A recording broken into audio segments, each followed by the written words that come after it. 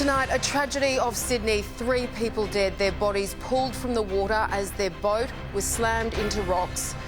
3,000 people sealed inside apartment buildings in Melbourne, the first full day of a new hard lockdown. Outrage growing as the state struggles to contain the new virus spike. Plus, Labor claims a win in Eden-Monaro, but there was a surprise twist for the Liberals. And incredible pictures just in. A huge blaze tears through a family's home. They only just made it out in time.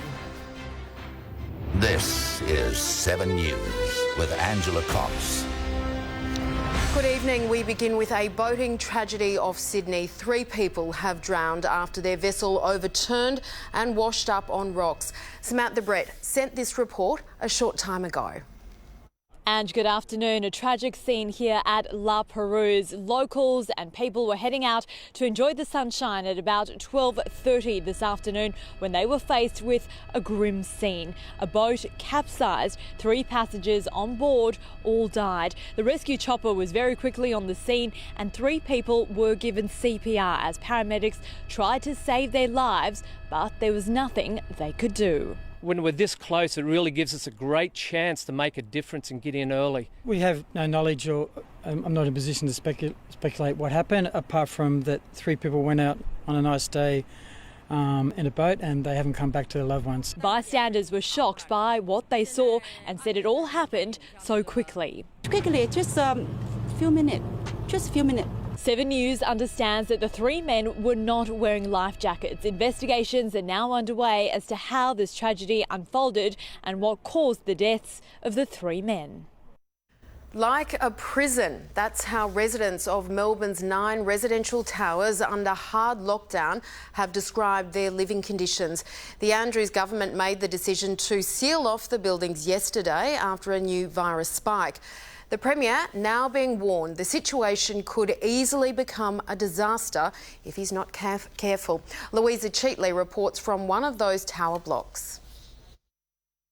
And 3,000 residents in 9 public housing estates across Melbourne are in lockdown right now and will be for at least 4 more days. It comes after clusters of the virus were linked to the Commission Towers, 13 cases in North Melbourne and 14 in Flemington. Police are lining corridors on every floor and patrolling the streets. It's a 5-day minimum lockdown to give authorities time to test each resident for the virus. This is about protection. This is about protecting each and every family that lives in these towers. I don't want people dying in these towers. I want to do everything I have to do, whether it be popular or not, to get this job done. This environment, this specific setting, has genuinely explosive potential for the spread of this virus. All residents will be provided with food and essentials, as well as drug, alcohol and mental health support. No tenant will pay rent for 2 weeks. Those with jobs will receive a $1,500 hardship payment. Residents without jobs will receive $750. There are nurses and public health workers providing support to residents every day, but there are concerns about the police presence. For a number of people on the estate, they come from communities where there's been war, or countries where there's been war, and from highly traumatised experiences. There were 74 new cases of the virus in Victoria today after we recorded a surge of 108 cases yesterday. There are currently 26 Victorians in hospital and 3 in the ICU. And Overseas travellers touching down in Sydney today were met with tough new restrictions. There's now a cap on how many passengers are allowed on planes to restrict the number of people going into hotel quarantine. Brian Seymour has more. Yes, good afternoon, Ange. There was just a trickle of passengers arriving at Sydney's International Terminal today, with these new restrictions on numbers allowed on planes coming into force at midnight last night. From today, no more than 50 people are allowed to travel into Sydney from overseas on any one plane, and a maximum of 450 overseas travellers will be allowed through Sydney Airport in any one day. Everyone who arrives at the airport gets their temperature checked. Those who have symptoms then get a swab and are then sent to a health hotel. The others are all sent to normal hotels, but a very lucky few get to go home. Unaccompanied minors greeted by their grateful parents. Good luck, guys. Thank you. New South Wales Health today confirmed in the last 24 hours there were just 14 confirmed cases of COVID-19 in the state, all of those from returning overseas travellers. There are currently 69 COVID-19 cases being treated by New South Wales Health and one person in intensive care who doesn't require ventilation. Here's a sneak peek at one of those health hotels. Special teams from the health department wearing personal protective equipment are running these like hospitals for those with symptoms and confirmed cases. Health officials are urging everyone here not to get complacent to prevent that second wave as restrictions ease and more of us get back to a semblance of normal life. 800 Black Lives Matter protesters have gathered in Sydney. This was the view of the Domain in the CBD from our news helicopter, people sitting in the grass in a large circle. However, in the past hour, tensions have flared.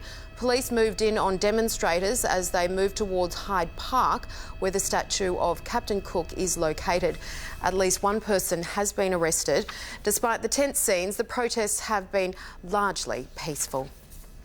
Labor has claimed a narrow victory in the Eden-Monaro by-election after an anxious wait for the final votes to be counted.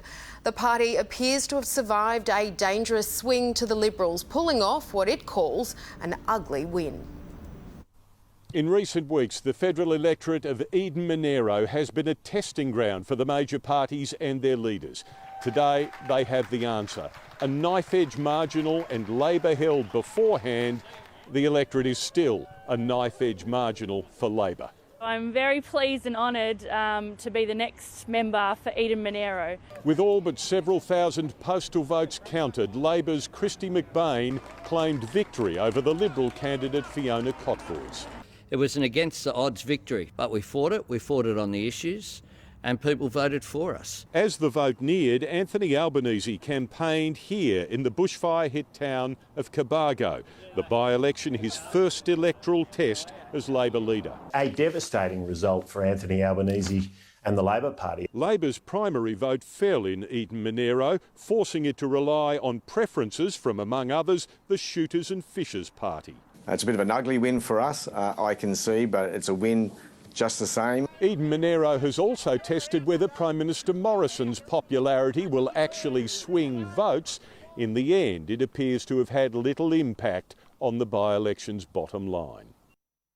Australia's longest-serving finance minister has called it quits. Matthias Cormann has announced he's retiring from Parliament at the end of the year. Political reporter Jennifer Beshwadi joins me now from Canberra. Jen, do we know why he's leaving?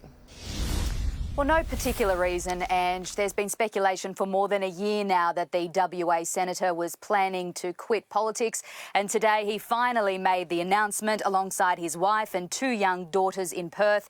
He did cite the constant travel as one of the reasons, said he's reached his physical limit. He is the only Liberal to have held this same portfolio since the coalition was elected in 2013, and that's finance, and he's still got a bit more to do in that role before he leaves. There's three major economic statements to deliver this year, including a budget in October. There are lots of talented members and senators in our team, and I think it's time for somebody else to step up. I believe that I've genuinely and sincerely given this my everything. Our family has given this our everything. Our Prime Minister Scott Morrison has today tweeted that Matthias Cormann has been a mainstay of our government since we were elected in 2013, and his departure is a major setback for the Morrison government, which will now need a minor reshuffle at the end of the year, with the South Australian Senator Simon Birmingham tipped to be the replacement. Ange? OK, Jen, thank you. We're learning more about the desperate fight to save a Queensland father killed in a shark attack off Fraser Island yesterday. He was spearfishing when he was mauled by the predator and bled to death before help could arrive. Mac Lyons sent this report from Fraser Island. It's one of the most picturesque destinations in the world, but this beauty comes with inherent danger. Matthew Tratt was spearfishing with his brother off Indian Head, Fraser Island's most eastern point, when he was bitten by a shark around 2 p.m. yesterday. The Sunshine Coast father of two was pulled onto rocks on the headland where witnesses, including an off-duty nurse and doctor, tried to revive him for almost an hour before paramedics were winched down by the RACQ Life Flight helicopter. We knew something was wrong because of the fact it was a rescue helicopter. Hovered over the other side of Waddy Point here first. You could tell he was looking for somebody or something in the water. Tragically, the 36-year-old couldn't be saved. His body airlifted from the scene while his young family were consoled on the sand. Pretty frightening. I would not swim in those waters at all. Matthew was an experienced spear fisherman, but rangers say sharks are always seen off Indian Head, and particularly at this time of year when they're attracted closer to shore by migrating whales. We've gone fishing in the boat out there.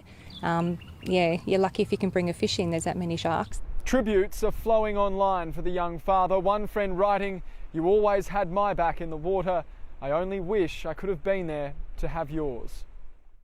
It was a very different 4th of July holiday in the US. Coronavirus meant fewer celebrations, but there were still plenty of fireworks.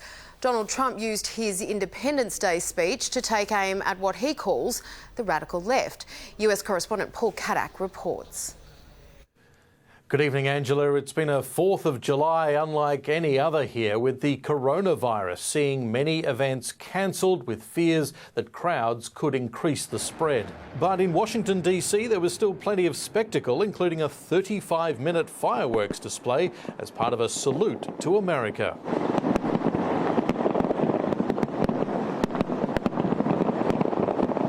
President Donald Trump using his speech to praise America's heroes before a big gathering of military, law enforcement officers and healthcare workers and their families where masks were optional. He also praised the handling of the pandemic as nearly 40 states now see a rise in cases. 99% of which are totally harmless. While lashing out at China. China's secrecy, deceptions and cover-up allowed it to spread all over the world. And China must be held fully accountable. And he again condemned those who've brought down statues during recent protests. We will never allow an angry mob to tear down our statues, erase our history, indoctrinate our children, or trample on our freedoms. Choosing to highlight current divisions on the day the nation celebrates becoming the United States of America. Angela? Still to come in 7 News. Police attacked, almost run over by fleeing suspects. See the dramatic pictures of their clash with 2 violent offenders. Plus tragedy in WA. What caused this helicopter to come down, killing a tourism boss and a little girl? And highway horror. See the moment a driver ploughs into a crowd of protesters. That's next. Peter Falconio shot by a gunman who attempted to abduct his girlfriend, Joanne Lee. They found the killer. Or did they? It's what you don't know that will shock the world. There is so much more to this story than people will ever imagine. Murder in the Outback, next Sunday on 7.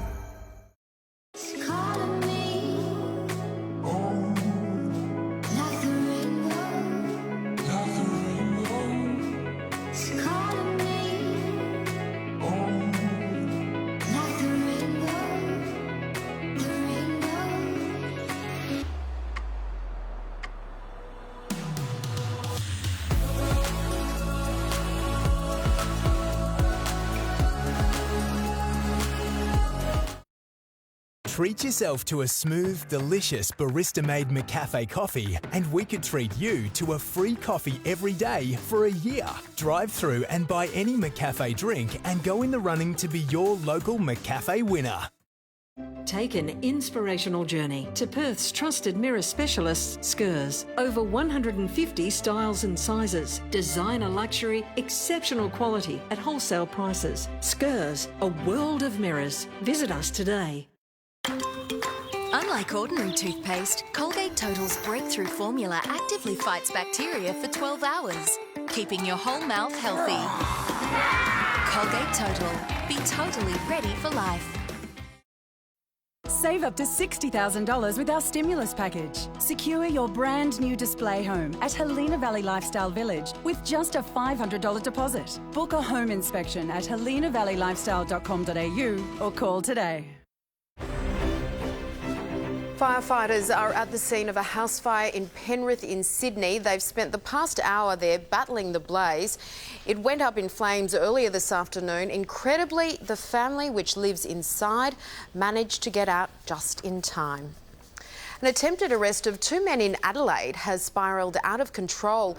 A pair of officers confronted the men in a driveway. One gets out of the car before the situation erupts. He's going to get sprayed now, mate. Just grab his arm, mate. Just grab his arm. Hey. Wait a minute. Not fair.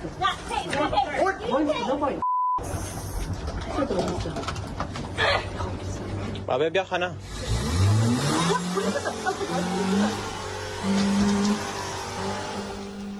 Both the man who ran off and the driver of the car were eventually arrested. A tourism boss and a little girl have been killed in a helicopter crash near Broome. Two others are fighting for life as we go to air. El Giorgio sent this report a short time ago. The tight-knit community of Broome is today in mourning, losing two of its own in this horrific helicopter crash yesterday afternoon. But two passengers managed to survive, a woman in her 20s and a young girl just 12 years old. Both flown here to Perth for medical treatment, both critically injured. But Troy Thomas didn't make it. The experienced pilot was flying the Robinson R44 chopper yesterday when it ran into trouble and came crashing down in Broome's industrial area, killing him and one of his passengers, a 12-year-old girl, instantly. This will affect people in Broome, their family and the community. It's tragic. Please look after each other. The 40-year-old is a well-known personality in the Kimberley region. He's the founder of an award-winning tourism company flying seaplanes and helicopters over the Kimberley's famous horizontal waterfalls. A team from the Australian Transport Safety Bureau is now on its way to Broome to begin their investigations. That team is due to touch down tomorrow afternoon. It's hoped a preliminary report will be made available in the next 30 days to provide some answers as to what went so terribly wrong in the skies above Broome yesterday afternoon. We have some horrific pictures to show you. A car has ploughed into a group of protesters in the US city of Seattle. Two women were critically injured when they were hit.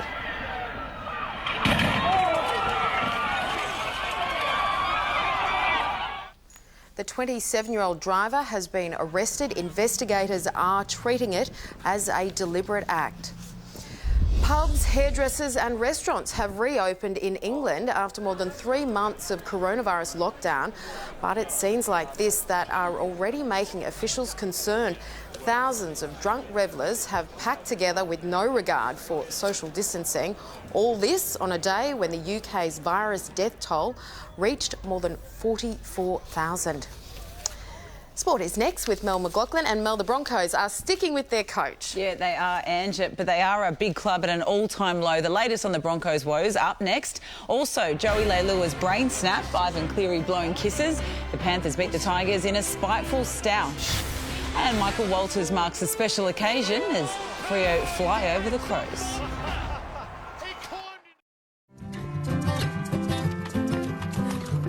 Not today, pal. Dad's got a big presentation due Monday. Maybe Daddy can play next week, okay?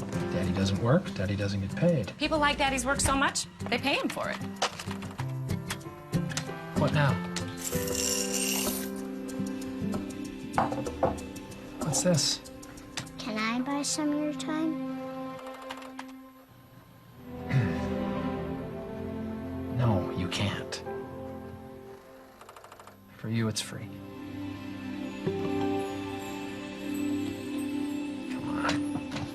Really? Oh, really? Yeah.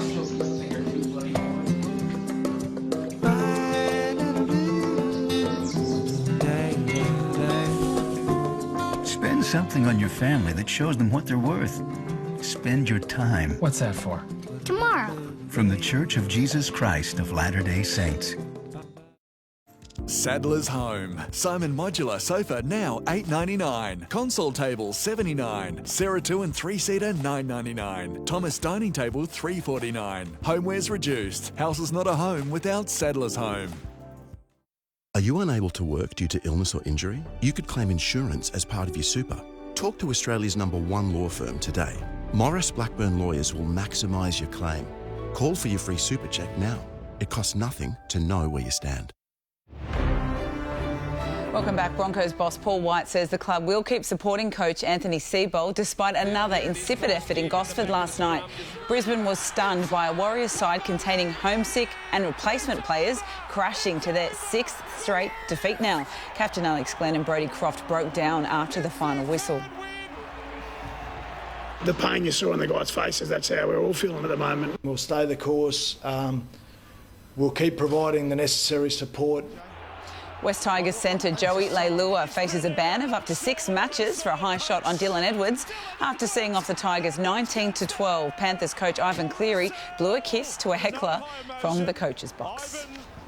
Fremantle have registered their first win of the AFL season and heaped more misery on the Adelaide Crows. Michael Walters became just the 2nd Indigenous player to captain the club and provided plenty of his usual spark in front of goal in the 20-point win. Big leap, Walters! Takes up monster! He climbed into the blue! It was a top-of-the-ladder clash last night, Brisbane beating Port Adelaide by 37 points. And Kangaroos coach Reece Shaw admits he made a mistake playing Ben Cunnington in their loss to the Bulldogs. Cunnington had scans on his back this morning. Super Rugby returned with rule changes to make the game more exciting. The 1,500 fans allowed in Canberra last night didn't expect to see a referee blowing the P of the whistle out of the whistle at nearly every scrum. Angus Gardner pinged the Brumbies 6 times. For us, giving those two away early on, really painted the picture for him. Yeah, well, they still defeated the Rebels 31-23. The Melbourne side's next game against the Queensland Reds has been moved to Brookvale Oval on Friday. Brighton has taken a huge step towards avoiding Premier League relegation. So their unbeaten run in all competitions to 16 games now. They are 2 points behind 4th place Chelsea, who downed Watford 3-0. And Jamie Vardy scored his 100th EPL goal in Leicester's 3-0 win over Crystal Palace. Well, Valtteri Bottas has pole for the season-opening Austrian Formula 1 Grand Prix despite going off track late in qualifying. The incident cost Daniel Ricciardo, whose final flying lap was yellow flagged. The Aussie qualified 10th. He stayed on the track. That was. I thought they overreacted to just him dropping the wheel, but apparently he went right off. Teenager Oscar Piastri survived an early skirmish to win the F3 race. Fellow Aussie Alex Peroni was 3rd in his first official race since a horror crash last year. Well, there are a few more entertaining things in sport right now than watching a beefed-up Bryson DeChambeau obliterate golf balls with his driver. Better. I pulled it. They're launching off his club at 305 k's per hour and flying way past 300 metres. He is 16 under with a round to play in Detroit, 3 shots behind the equally wild-swinging 21-year-old Matthew Wolff. Yeah, mixing up the technique, shall we say, but the big hitting is very entertaining. Got some power, OK. Don't want to mess with him. Thanks, Mel. Still to come in 7 News, we'll have all your Monday weather details right around the country.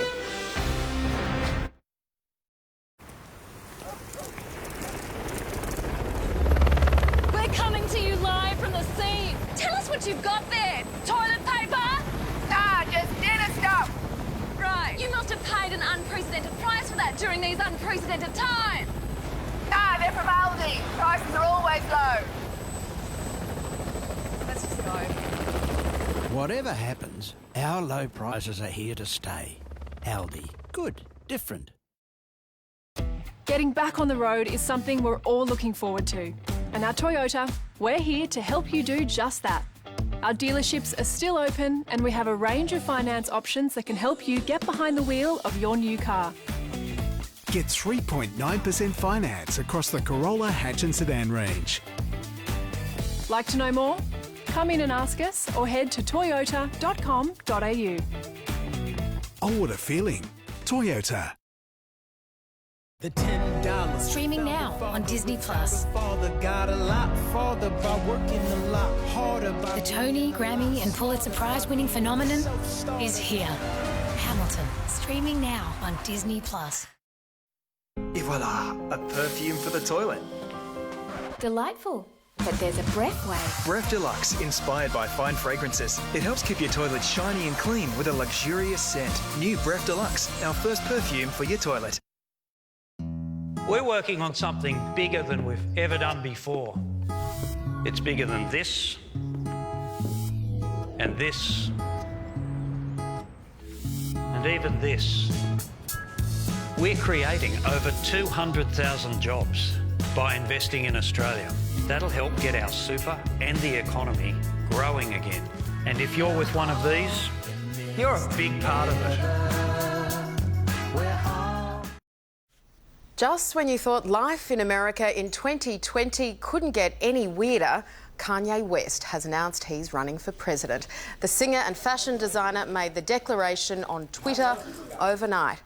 Recent political history would suggest anything's possible, but with just 4 months to go until the election, Mr West may have left it a little late to be considered a serious contender. Time now for a quick check of the weather on the satellite. A low is helping to trigger showers and storms over southwestern WA, while a trough in the southeast is delivering the odd shower with gusty southwesterly winds. A broad high is keeping the rest of the country dry and mostly clear. Around the capitals tomorrow, partly cloudy in Brisbane and 22, Sydney sunshine and 18, morning frost in Canberra and a top of 13, rain in Melbourne and 14, partly cloudy in Adelaide, showers and storms in Perth and 18 degrees, and clear skies in Darwin with a top of 32 degrees. And that is 7 News for now. Our next bulletin is 7 News at 6. I'm Angela Cox. Thanks so much for your company. Have a great night.